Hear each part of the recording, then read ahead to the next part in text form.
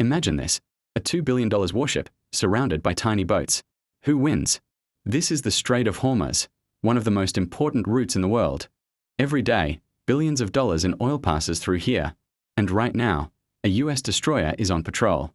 This isn't just a ship, it's a floating war machine, advanced radar, missile systems, closed-in gun system, built to fight full-scale war.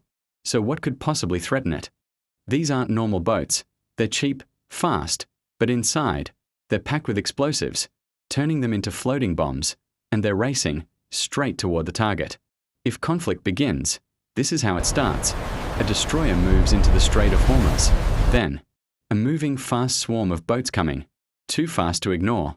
The destroyer needs eyes closer to the threat, so it deploys a helicopter, moving fast, straight toward the unknown targets, to see what radar can't. Combat, we have 7 incoming contacts, bearing 090.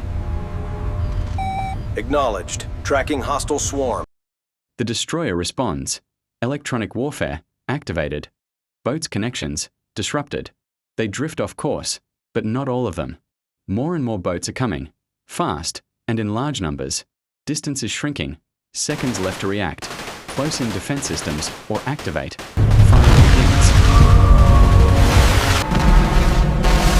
But it's not over. More boats are coming. A full swarm, closing in. Some are destroyed. Others break through. One warship. Against a swarm. A $2 billion warship, nearly overwhelmed by something that costs less than a car.